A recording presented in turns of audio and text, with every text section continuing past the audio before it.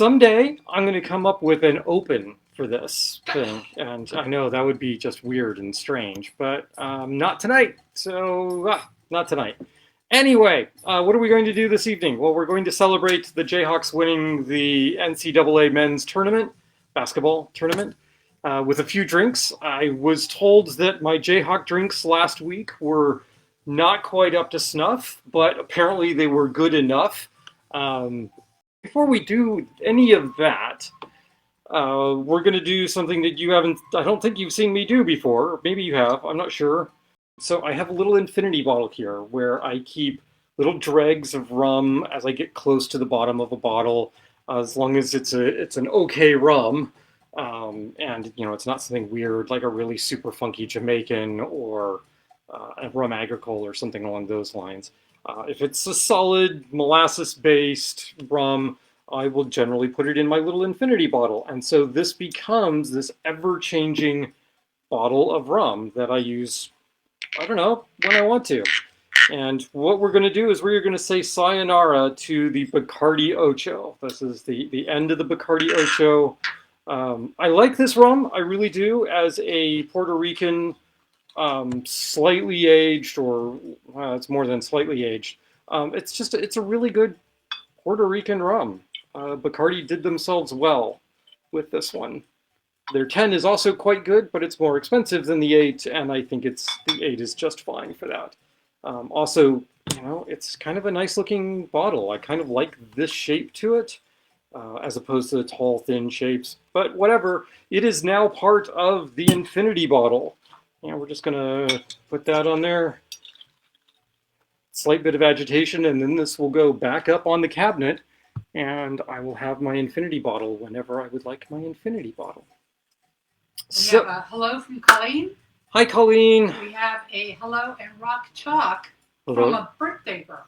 From a birthday girl. Would that be Ruth?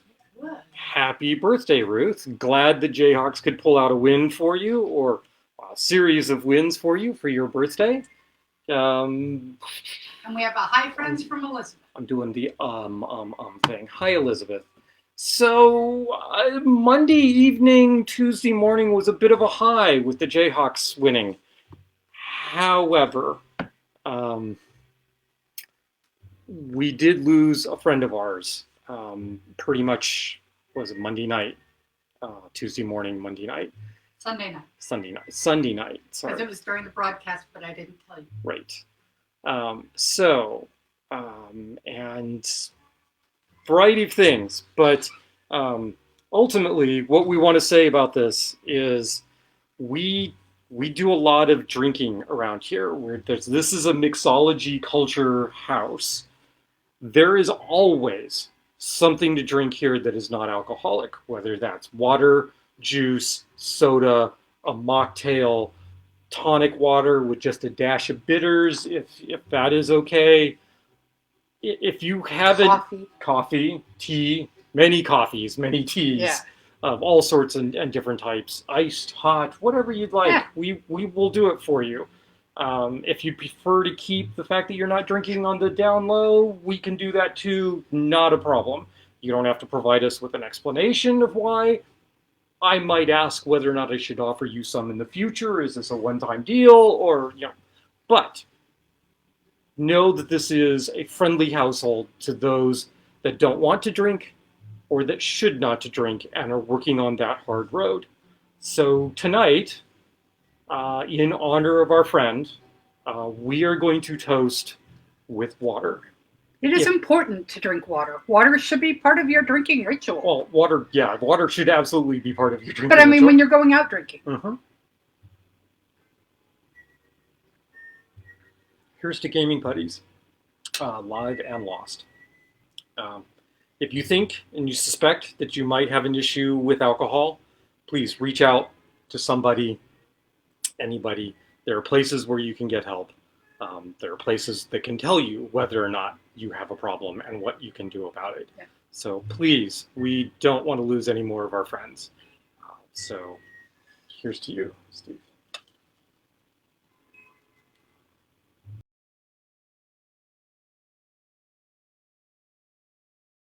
We're going to do some cocktails, And I realized that my brain must have been in a weird spot last week. Maybe I was just too anxious over the Jayhawks. I was too anxious over things about work or whatever. Don't know. I completely overthought the drinks last week. And there were much easier ways of going about what I was trying to do for the Jayhawk drinks. I still think I stand by the Tar Heel drink. I think that was tasty and quite lovely in a disgusting looking way, which is reminiscent of tar. So it all worked out fine. By the way, no disrespect intended at all to the UNC Tar Heels. They played a heck of a game, and it came right down to the wire. 3 points separated us. Kansas needed the largest comeback in NCAA championship history to win that. UNC, you pushed us to the absolute limit. There is no shame in the game that you guys played that evening, so kudos to you. That said, I really overthought the Jayhawk-ish cocktails and the rock chalk grog and those sorts of things that we did last week. So this week I decided to go simpler to honor the Jayhawks. And you know, the Jayhawk is a bird. There are classic tiki drinks named after birds, like the jungle bird. So why don't I just do a riff on the jungle bird for the Jayhawk? I mean, this is a tried and true recipe. Let's do it. All right. So that's what we're going to do this evening for our first cocktail. Is the Jayhawk cocktail.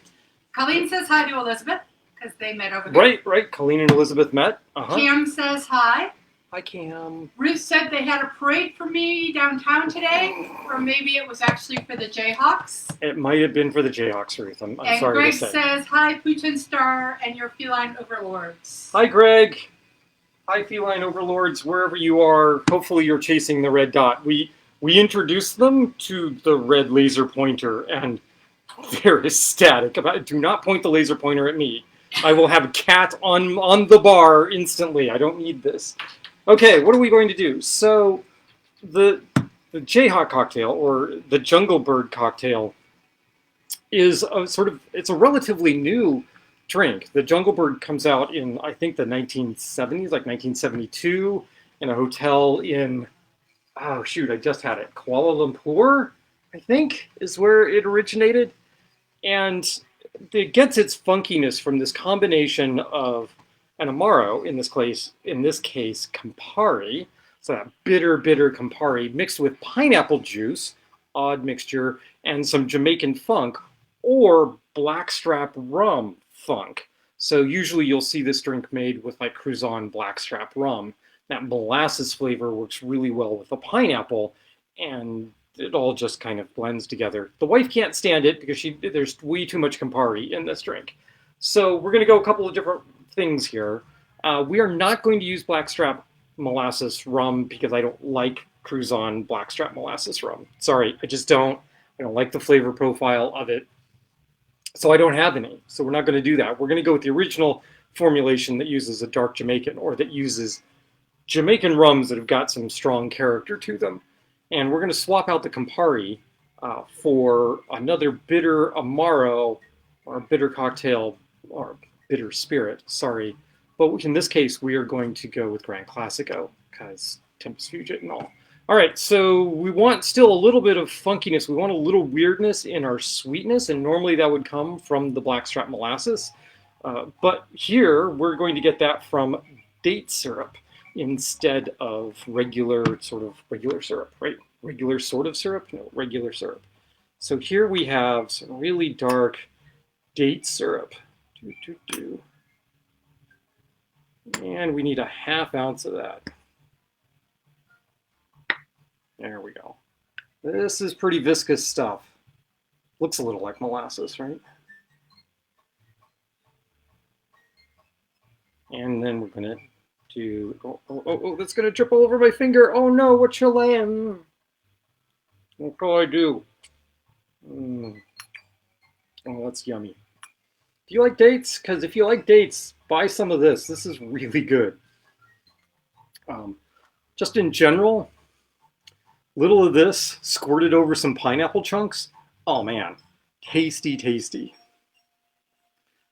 Now, if I had fresh chunked pineapple, I would probably roast the pineapple chunks over a flame on the cocktail. I think that would be a really cool looking and give a really nice effect, but I don't actually have any fresh pineapple for you. I'm sorry. So we're not going to do that. I do need to clean out the jigger, so I need to put in my acid here, and we're going to go with a 1/2 ounce of lime juice. So let's do. Here is a 1/2 ounce of lime juice, and that date syrup is not coming out of here. Here's a 1/2 ounce of lime juice. Not too worried about these not being too similar because, you know, of however much of the date syrup is still in here. Yeah, viscous stuff. Not as bad as honey straight, but still pretty viscous stuff. It just tastes so good. Of course, if you don't like dates, yeah, don't use this. It's going to be bad. Use some other form of spiced syrup in this. Or use some molasses. You know, I wouldn't use a blackstrap molasses in this, though, just because I'm not sure you could get the quantity small enough for not to overpower this. The Campari normally would be 3/4 ounce here. Where is my Gran Classico? There it is, right in front of me. And we're going to use the exact same amount of Gran Classico. Gran Classico is not as bitter as Campari, has a slightly more orangey flavor to it. It's 28% alcohol. It's a strong drink. 3/4 ounce. And 3/4 ounce. Yeah, so this is going to be my Jayhawk cocktail. Forget the other Jayhawk cocktail that we did last week that was made with ingredients that had, like, it had Aperol in it and came out orange. What the heck? I don't understand. Anyway, 4 ounces pineapple juice, which is going to present a little bit of a problem for me because this can only holds 6 ounces. I could go in the back and get a second can. Do I want to do that? Let's go one.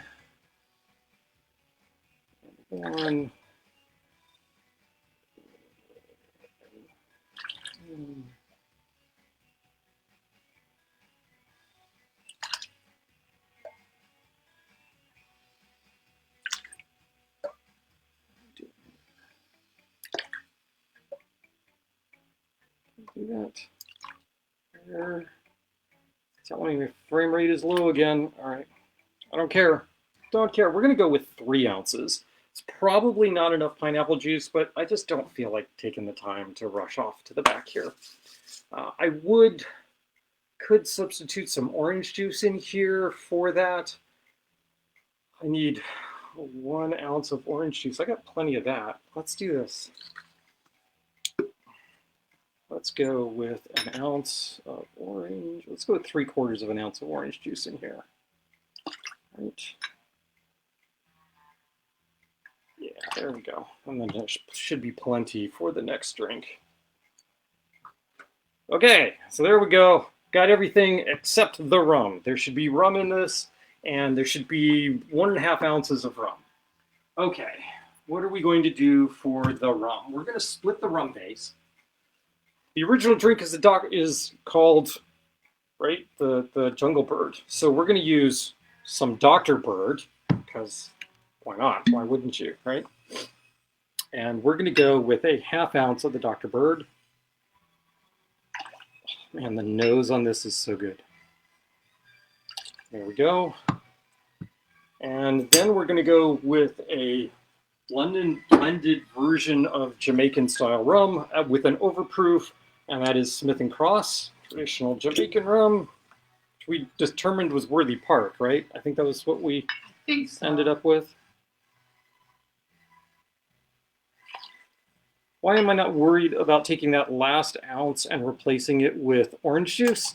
Because I think that's going to work really, really well with the already somewhat orangey flavor of the Gran Classico. So I think that'll nicely blend together. There we go. That's it. That's what's going to go in here. It says it is the word. It is the word. The bird is the word? Yeah. Bird, bird, bird is the word. All right, so we're gonna just put some ice in there. We're just going with 1 full scoop, which is about 8 ounces of ice. I've got 1 ice cube that escaped here. It's gonna go in there. 1 ice cube there. We're gonna lid these up and shake them. Zoop.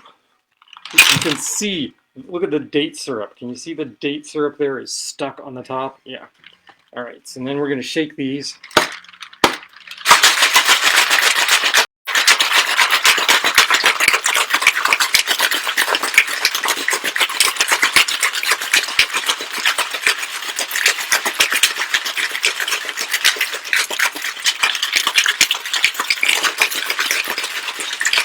That was me pausing. That was me just pausing to make sure that the date syrup was cleared off of there and getting incorporated into the cocktail. Now we're going to put these unstrained, supposedly unstrained, into 2 goblets. All right, there's that. There's that. However, what I am going to do, I'm going to do that. Reach over here and put this gate as wide as we can. Like such. And then I can add ice. Oh, it does come all the way up. Ah, and I didn't need to do that. Great, okay. Well, but that was just being safe. All right. Do the same thing on this side. Yeah, baby, there we go. Zoop, zoop. Into the sink with you. And there we go. We do need a garnish for this. So what are we going to garnish this with? We are going to garnish this with some orange wheels. Now, my orange is a bit on, this orange is a bit on the elder side here. And I don't mean that in like a good elder sign, elder, God kind of way. So what we're going to do is, instead of doing a full line wheel, what we're going to do is we're just going to do a line of lime, orange half, with a cherry on it. But we're going to add a little something special to it. So we need cocktail picks for this. And I'm going to lay the pick across the top, I think. We want to do that. Do I want to lay the pick this way? No, I think we're going to go this way. Yep. So we're going to go ahead and use the Tiki picks here. I don't actually happen to have Jayhawk picks. I don't think I actually need to have Jayhawk picks. But it's okay. It's all right. What are we going to do? So I happen to have some of these orange rinds soaked in syrup. We're going to stick one of those through here. It's going to drip all over the place. And then we're going to take our orange half, and it's going to go on there. And then we're going to reach in, and we're going to pull one of these luscious Michigan cherries out of here. And we're going to drop it back in the jar. And then we're going to put that on here. And there is our garnish. It's going to go right in there like that. And then we're going to stick a straw in there. I think we're good with that. Yep. Straw right there. Go ahead and stick this straw in. This one. And then we're going to do the exact same thing with the other. So here is my cocktail pick. I'm going to drop that on the counter. Come on. There we go. And if you're really good, you can use the tweezers to shove this through the orange. Try and do that. There we go. Not that I'm saying I'm really good at this, because I'm so not good at using tweezers for this sort of thing. I tend to drop my garnish into whatever I'm doing. All right, so that goes in there like such. And there we go. My version of a Jayhawk cocktail. Hun, do you want the one on the left or the one on the right? Green straw, clear straw. Clear straw. Clear straw. Here you go. Here is your Jayhawk cocktail. Here is my Jayhawk cocktail. I have not actually made this before, but I am fully confident that this is going to taste yummy. You are correct. This beats either one of the Jayhawk cocktails we did last week. Hands down. Yum Rock yum. chalk. Rock chalk. Congratulations to the Jayhawks. Go KU. Oh. So there is another version of the Jungle Bird that my wife will drink when she won't drink an actual Jungle Bird because she doesn't like Campari. So there you go. That works. That works for us. Works for you. Works for the Jayhawks. Okay. So there's one down. Jungle Bird. Amanda says yes, you do need Jayhawk picks. I do need Jayhawk picks. I don't know if they make Jayhawk picks. I'm certain somebody makes Jayhawk cocktail picks. I could probably ask Ruth, who used to work in the bookstore at KU, because that's where they sell that kind of memorabilia. My guess is she would know whether or not there's a set of cocktail picks with Jayhawks on them. There's also probably like some sports shop that has cocktail picks on it of like every possible team you could possibly want out there. I don't know. But I think it looks cool with the tiki pick anyway. Look, doesn't that look like an awesome drink? No egg white. Look at the foam. That's all pineapple juice that gives you that foam. That's what that is. Pineapple. You want a foam on your cocktail and you don't want to use an egg white, you can use pineapple juice. It'll give you that kind of foam. Granted, it's not neutral flavored like an egg white, and so it will change the flavor profile of it. But if you're looking for a tiki drink and you want to put a head on it, essentially, that'll do it. That is really tasty. That's really quite tasty. I should double check and make sure that's not already a recipe. And if it isn't a recipe, then oh my gosh, I need to do something about that. Okay. So there's one down. There's the Jayhawk cocktail. Next up, let's think tiki cannon. What kind of drinks are in the tiki cannon? What sort of drinks? Well, wait a second. Putting together a basketball team involves individuals of different stripes coming together in something that is more than just the sum of their individual parts. Okay. So maybe you could go with something that has multiple rums in it. Oh, that's easy. That doesn't narrow things down at all. Ruth will check. It's been a few years for Ruth will check. Colleen says that looks pretty. Second option, rather than go with multiple rums, because that doesn't really narrow the choice down, you could go with tiki cocktails that use multiple base spirits. Ooh, oh. Are there things that use multiple base spirits? Why, yes. Come to think of it, the first head coach of the Jayhawks to win a national title was Phog Allen, P-H-O-G, not F-O-G. But a classic tiki drink that involves multiple spirits is the Phog Cutter. So we do the P-H-O-G Phog Cutter. Aha! All right, so there we go. We're going to do a Phog Cutter. We're going to change it up just a little bit because you can't just do a F-O-G cutter. That would be like not right. So, and for whatever reason, we decided this evening to reach back in history. And for the Phog Cutter, we are going to use this mug, which is a Cthulhu mug. Not only is it a Cthulhu mug, it's the very first Cthulhu mug that I ever owned. It sort of started us on the tiki mug collecting.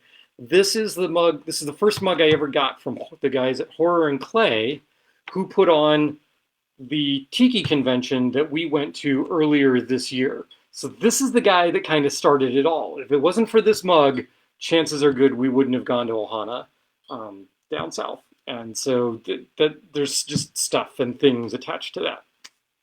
This also is a shaken cocktail. The Phog Cutter. Oh, excuse me a second. it is important to drink water while you're drinking your cocktails. It's also important to just drink water whether you're drinking cocktails or not. Okay, I'm going to do a split sweet base here. We are going to use honey syrup, and we're only going to use a 1/4 ounce of the honey syrup. The total sweetness in this cocktail is only a 1/2 ounce, so we're going to go 1/4 ounce of honey syrup. Right there. And then I'm going to go a 1/4 ounce of spiced syrup. We are also going to use this same mix in the last cocktail we're going to do this evening. There we go.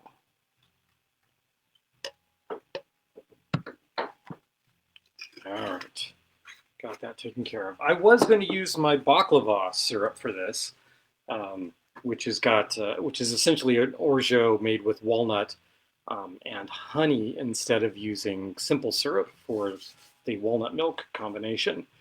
Turned out it had been a while since I'd used my baklava syrup. That bottle is no longer with us. It has been moved to no longer ever be used again. It's a lot of citrus is going in here. We're going to go 2 full ounces of lemon juice. Lemon juice. Well, that's kind of atypical that you're just using lemon juice for tiki cocktail. 2 ounces. Good thing I'm not making a second one of these because I don't have enough lemon juice to do that. All right, there it goes. We need 1 full ounce of orange juice. Should have plenty of orange juice left.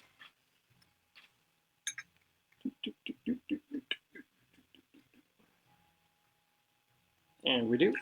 There we go. 1 ounce orange juice. Fresh orange juice. Yum, yum. Even if it's from a not so fresh orange juice is quite yummy. Now then, we need 2 ounces of a light rum. I'm cheating here. We're going to go a little off book. By light rum, they usually mean like some sort of Puerto Rican light rum. I'm not doing that. I'm going to go with Probitas here. Probitas is a Foursquare and Jamaican blend, so we're getting some funk into this that would not normally be in a Phog cutter. So we want 2 ounces of this light rum.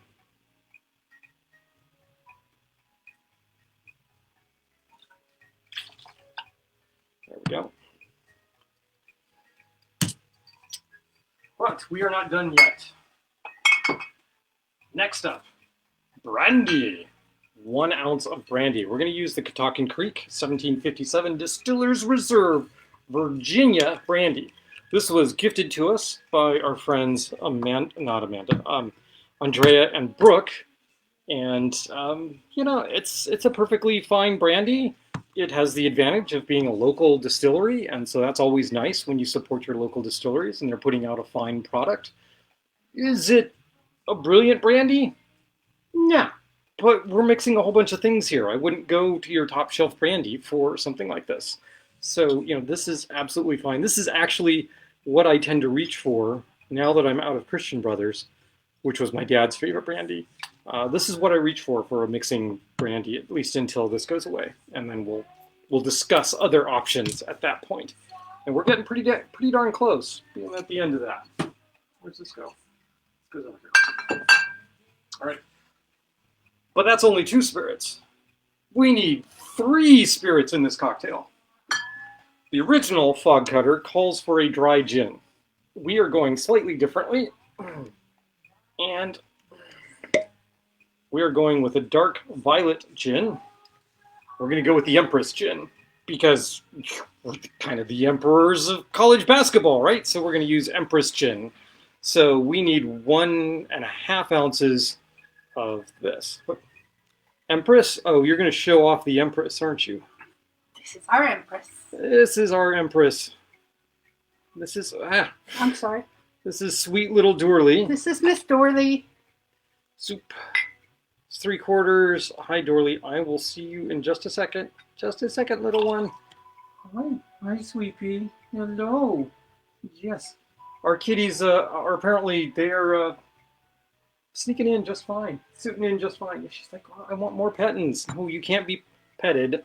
I'm currently working on cocktails. Now, the nice thing about this gin, or one of the nice things about this gin, is it's actually color changing because it has the pea blossom flowers in it, or it's infused with those. And so that deep, deep purple turns pinkish in the glass, which, with everything else, this turns brown. But, it is an interesting color change. What I could have done is put this all together and then poured the Empress Gin over the top, and you would have seen it disperse through, except that you're not going to see it disperse through in a glass like this, so what's the point, right? Hi. Girly wants to know what's on fire. This is Dunder. Sorry. This is Dunder. Dunder wants to know what's on fire. What's on fire is smoke. There is sandalwood incense from the Flint Candle Company. Flint Candle Company, yes. I never can remember what their name is, but we should hawk them because they make really good incense. We have a bunch of it. We sent our friend JC home with some last night, in fact. Okay, there we go. This is our Phog, P-H-O-G cutter. We are going to throw some ice cubes in here. Keith says kittens. Kitten. Apparently, our darling kitties are, by the vet's estimation, 1 year old. 1 year old. Yesterday. So, their kitties are celebrating their birthday. So they almost share a birthday with Ruth. So I think we should change. We should just change the date. Make it easier for everybody to remember. Yeah. Right. So we don't have to remember Ruth's birthday anymore. It'll just be on our cat's birthday. How's that, Ruth? Will that work?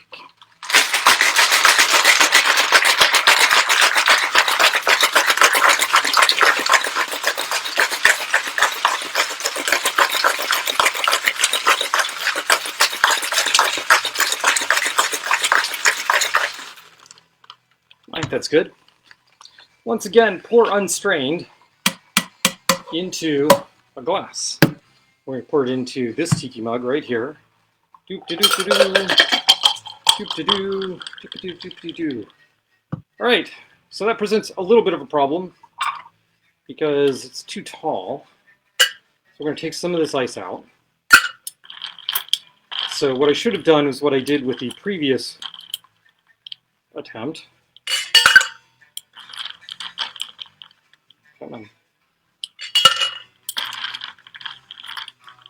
Oh,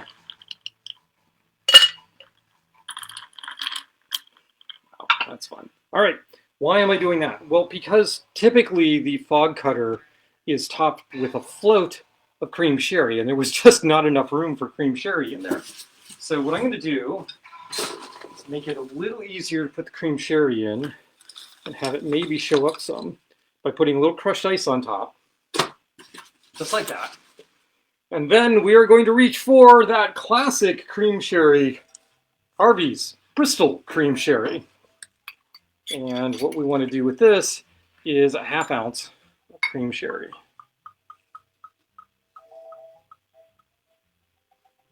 Right there. And let's see, this clocks in at, yeah, can I tell? No. Serve chilled. Oh, okay. That's not what I want to know. What I want to know is what's the alcohol by volume. Don't know. Okay. There we go. But I don't think it's done yet.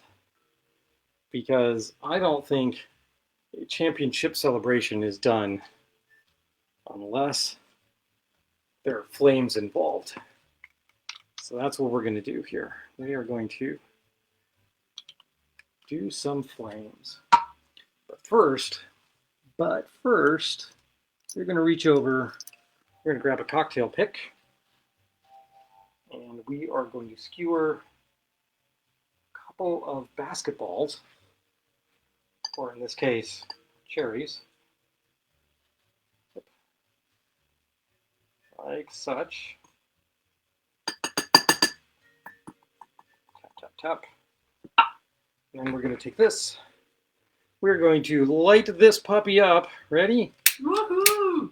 Whoosh. Flame. Come on, flame. You see the flame? I'm going to take this, hold this over. 17.5%. I'm just going to rotate our cherries. So we're going to have cherry flambe. What do you think? Cherry flambe on that. And if we get just right, we should be able to set that in there like that and have it dump all over the side. Yeah, go that way. Nope. So you have to be careful here on the weight because the pick is heavier on one side, obviously. And I'm not sure how well you can see that. I can rush over here. Over there. See that? A little bit of dark flames there.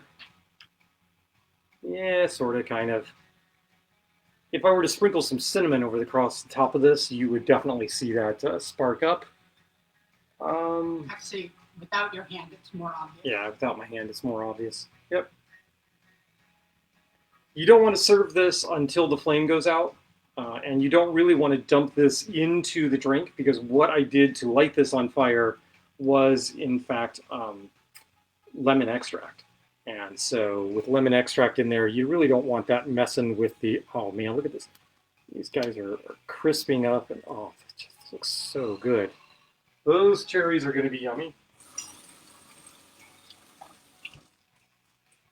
So there you go. There's some hot shooting for you. A couple of balls into the basket, as it were. Lighten up the court. We're on fire now. Whatever kind of comments you want to make about that. There you go. I'm going to do this. There's a little bit left in this glass, so I'm going to just pour that out in here. These go in the sink. And bon appetit while that is still burning.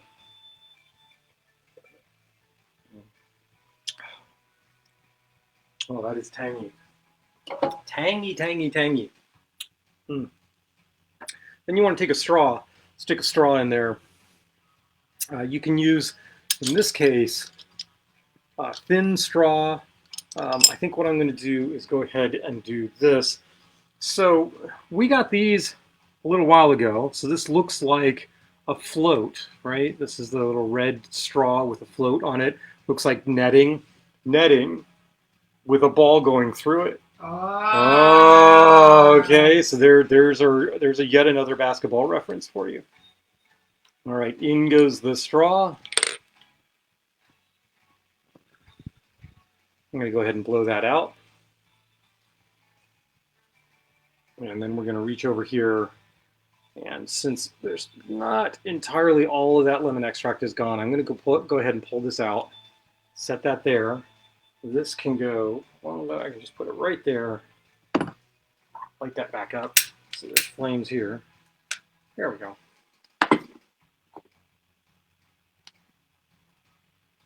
Oh yeah, see? There you go. There's flames, right? Whee! Why wasn't it doing that in the glass? I don't know. Don't much care. Anyway, so there we go. There's our tribute to Phog Allen, first head coach of the Kansas Jayhawks to win a national title. Bill Self is the most recent, and Bill Self is the only Jayhawk coach to have ever won 2 national titles. And the Jayhawks are now at 4.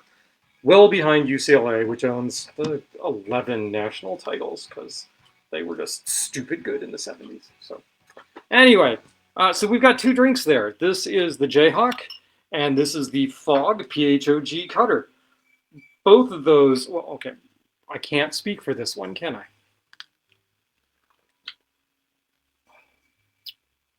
Oh yeah, I can.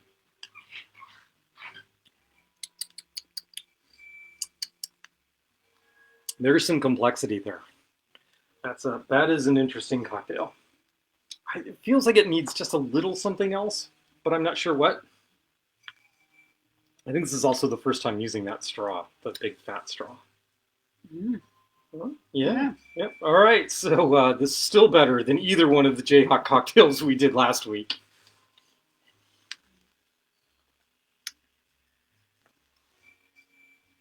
You don't want one of those?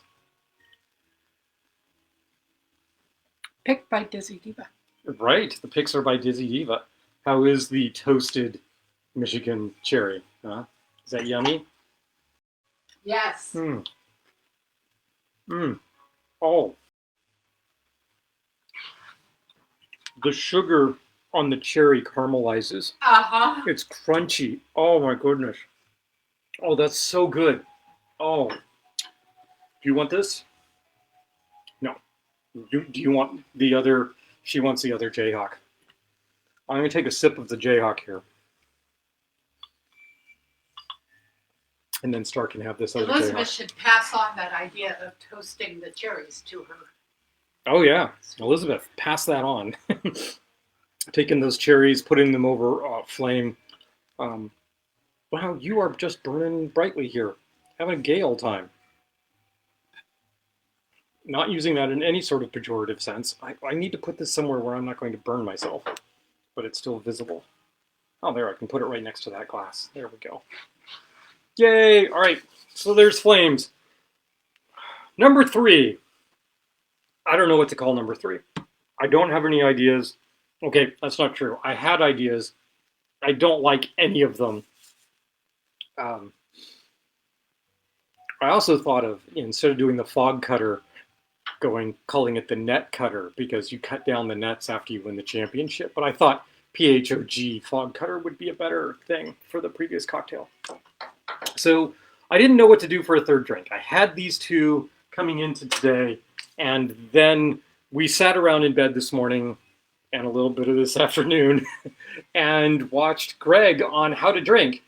And Greg did a drink for, I'm trying to remember, this is one.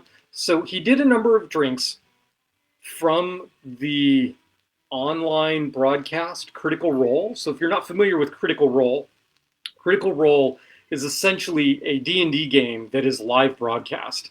And it has got this huge following from D&D players all over the place. The DM is phenomenally good, and they just have this massive cult following. And Greg decided that he wanted to do drinks from this show, and he did 2 episodes devoted to drinks from Critical Role. One was devoted to good drinks, one was devoted to not so good drinks. We are not going to do either of the not so good drinks. We are going to do a variation on the good drinks, and the good drink that we're going to do a variation on is something called the Ruby of the Sea. So the Ruby of the Sea has this brilliant blue color to it. So we're going to hope that we get that same brilliant blue color, and we'll work off of that for a Jayhawks theme. So we'll see how this goes. Haven't made this drink before. Greg swears that it's good, so we'll see. We'll see how it works out. Oh, Elizabeth Sweetie is watching. Oh, excellent. Yay. Her fiance. Her fiance. Yeah, we should just not call them sweetie. We should call them fiance. So for those of you that are thinking about getting married, I gotta say, fiance is a great word, and you only get to use it during this short period of time between proposal and actual marriage. So use it as much as you can, because it's going to bring a smile to your face every time you use it. So do that. All right, what are we going to do here? We are going to build this in a shaker tin, and then we are going to use crushed ice with this, and we're going to, not a shaker tin, a blender tin, and we're going to blend this cocktail. So I'm going to use the same mixture that I did for the previous drink, which is a half ounce. Wow, I turned the lights way down. I can't actually, I need a little more light here. I didn't just turn them down. I turned them off for the fire. I turned them off for the fire. No, there we go. There. It's amazing. You just have to get the lighting just right so that you can actually see what you're doing, but not so bright as to lose the ambiance. Okay, so there is a half ounce of spice syrup. Normally this would be cinnamon syrup, but as y'all know, I don't do cinnamon syrup. As long as I'm making cinnamon syrup, I might as well put other spices in it. And that's what I use at the home bar, which means my drinks that use a spiced or cinnamon syrup are always a little different than what you're going to get someplace else. Second half ounce is going to be honey syrup. My honey syrup is 2 to 1. Honey to water. Half ounce. Right, half ounce right there. So that's 1 full ounce of sweet. But we're not done yet. Because in addition to that sweet, we're also doing some orange curacao. Except that our orange curacao is blue. Is there a difference between orange curacao and blue orange curacao? No, except for the color. Unless you're reaching for a dry curacao, like for Pierre Ferrand, which has a slightly different flavor profile to it. But if you're just reaching for orange curacao, you can substitute blue curacao straight up, not a problem. That's what we're going to do here. They do the same thing, or Greg does the same thing in the Ruby of the Sea. His goal is to make the drink blue and then put a cherry on top, with the cherry being the ruby sitting in the sea. We just want the blue. That's what we want here. So we're going to go half ounce blue curacao. I have no idea why I'm saying it that way. Blue. Not B-L-E-W, it's B-L-U-E. Bam is watching. Bam! Hi, Bam. Someday soon, you're going to run off with my wife. Two of you are going to take a road trip. That'll be a lot of fun. Now we need some rum. We need some rum in here, and we don't want to disrupt the color, so we're not going to use a rum that's got any aged color on it. And so we are going to use 2 rums, both clear, and while I'm doing this, my brain goes, wait a second, sweet, sweet rum. Hun, can you double check that there's no lime juice in this? Because I think there is. I think there's lime juice in this cocktail. Okay. This is the Ruby of the Sea that I had you take the shot of. Let me check. I can't check because the recipe's actually on my phone. Yeah. But when I copy it over to the board, sometimes I miss things. Lime juice. Half ounce lime juice. Like, I've got lime juice right here and I haven't been using it, so what? Yeah. There we go. Like, this is going to be woefully unbalanced because it's all going to be sweet. Nope. There's our half ounce. Half ounce lime juice. So we've got an ounce of sweet and a half ounce of lime juice and then 2 ounces of rum. And then we're throwing in a little blue curacao. This is kind of like a rum margarita, is what this is. Okay, so what are we going to do for our rums? Well, the first rum that we are going to use is we are going to use the Hamilton White Stash. So this is a mixture of rums. I've enjoyed this quite a bit. Ed Hamilton does a really good job on importing rums. And there's an inside joke about the name of this, and I don't know it, so I'm not going to tell it to you. So here we go, but it does reference a mustache. That's all I know. So we are going to go 1.5 ounces of White Stash. There's 3/4 and 3/4. That's 1.5. And then Greg's like, well, but we need to kick this up. There needs to be something special about the rum that we use for the next component. And so he reached for an overproof rum, which was Ray and Nephew White Overproof Rum. It's a Jamaican rum. It's the most popular rum in Jamaica. Right? Ray and Nephew? I'm not mistaking that, right? That's got to be right. Yep. So, but what we're going to do is we're going to change this around a little bit. Instead of using the Ray and Nephew Overproof, we're going to use the Rum Fire Jamaican Overproof, and this is produced by Hamden Estates. And we want 1/2 ounce of that. Little harder to get. Oh, so it's a little much there, Pooch. Let's pour some of that out. There we go. There's a 1/2 ounce, and there's a wee bit for me. Oh, that's that distinctive Hamden. Oh, Worthy Park is good, but the Hamden is just so distinctively yummy. I don't know what the deal is there. All right, so we're going to load this up with some crushed ice. So one nice heaping scoop of crushed ice. I'm going to take 3 regular ice cubes, or what Martin Kate would call agitator cubes. And then just because I'm me, I'm going to do a spritz of absinthe into that because I want to. Feels like it needs it. And then 5-10 seconds.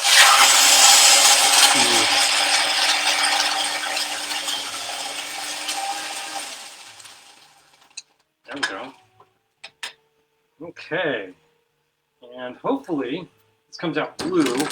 And hey, that was the effort of our darling little kitties to make sure that we were paying attention to them. Yeah, so that fell over. My recipe board fell over, which is fine. It's fine because we're done, right? We are done. Okay, so how do we do this? Because we don't want the chunk ice, but we want the crushed ice in there. So we reach over and we grab a Hawthorne strainer. And what we're going to do is we're going to pull this way back so that you can get crushed ice through, but not cubed ice. And to do this right, there's crushed ice. And I got to say, Greg, yours comes out a lot bluer than mine. This comes out kind of a blue-green color, which is much more reminiscent of the sea than, well, I don't know. I don't know, maybe that's coming out a little more blue as it sits.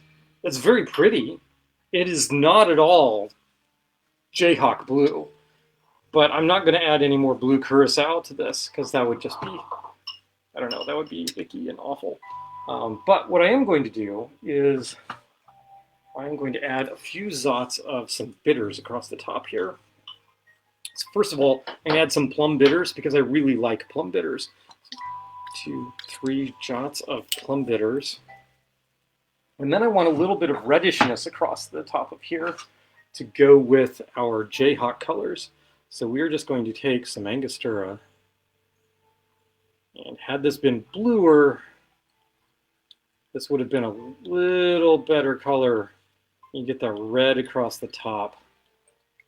Right, the intent here was to go Jayhawk blue with the red on top with the Angostura bitters. So there you go. This is, I can't see it because it's hidden behind the stupid error message that tells me the frame rate is too low, which keeps popping up. I don't know what its problem is. There you go. There is a variation on the Ruby of the Sea that has to go with the Jayhawks for some. I need a Jayhawk name for this. I think this actually works. It's a little greener than I wanted, but not bad for a first attempt here. I need to stick a straw in here and taste this. Somewhere along the line, my thin straw has gone away. I don't know. Not sure what the deal is here. So I'm just going to reach over and I'm going to grab one of my Cthulhu straws. So this tentacle straw right here, tentacle straw. This is from Surfside Sips. You too can get straws from Surfside Sips, and you can get them at a discount by using our discount code. You can get them at a 20% discount by using the discount code Lovecraft.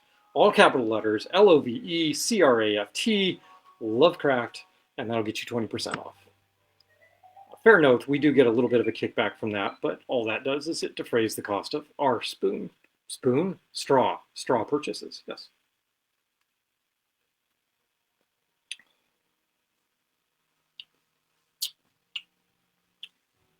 Oh, that's kind of delightful. I'm okay with that. I don't think I'm going to get to drink that, but I think that's going to star. I don't know what it's going to be like mixed when the Angostura gets mixed in there. I think it's going to be different. See what it's. All right, so yeah, that's 3 out of 3. I'm thinking we did good. Mm-hmm. So there you go. Thank you very much, Bill Self, the rest of the Jayhawks, for an outstanding season, a national title that is well deserved, well deserved. Just a trivia fact: national rankings throughout the year, they get updated once a week. The Jayhawks during this last season were never at any point ranked as the number one team in the country until the very last poll. And the very last poll is done after the national title is determined. And so the Jayhawks are finally the number one team in the country, both by tournament results and consensus ranking. So there you go. We got 3 drinks celebrating the Jayhawks national title. And once again, hail, hydrate. Drink water. Drink more water. And more rum. Unless you don't want to, and then don't. But drink more water, regardless. See, we need a Jayhawk related, or a KU, or a Lawrence, or a basketball, or something or other reference there. Now, I mean, you could do. So this is traditionally the tournament is traditionally referred to as March Madness. So I'm sure we can call it March Madness. That would be something along those lines, or at least a reference to March Madness would be appropriate. Mm-hmm. The March Toward Madness, something. Oh, I like that. The March Toward Madness would be good. Yep. So there you have it. There's 3 cocktails. The Jayhawk, a variation of the Jungle Bird. The Phog Cutter, Phog, a variation on the Fog Cutter, Fog. And then, tentatively, the March Toward Madness, a variation on a Greg from How to Drink original. It's called the Ruby of the Sea. 3 drinks, 1 national title. Thank you all for tuning in. It's been some daggone good cocktails this evening. I don't think we've had a miss here at all. And we will talk to you next week, which may be a little short because I'm going to spend a great deal of time in Kentucky this upcoming week. And I don't know, I'm not going to have a whole lot of time to devote to what I'm going to do for next week's show. So we'll see. Maybe I'll bring back some bourbon. We'll make drinks with bourbon. Who knows? Maybe I won't. Maybe Kentucky will inspire me. Right, it could happen. I don't know. Anyway, we will talk to you next week. Thanks for joining us. Next week is also Easter Sunday. So, I probably shouldn't be too blasphemous and do, like multiple versions of the zombie or something. That would be tacky. So, although I could, maybe. I don't know. That's between me and my creator. We'll have to figure out whether or not I can suffer through that. Whether or not I think that that's good for my soul. Anyway, we will talk to you for the 3rd time. We will talk to you later. Thanks for tuning in. This is Quarantiki, Pooch, and Star Lovecraft Cocktails signing off for our 103rd episode. How's that? Next week, 2 years. Bye, all.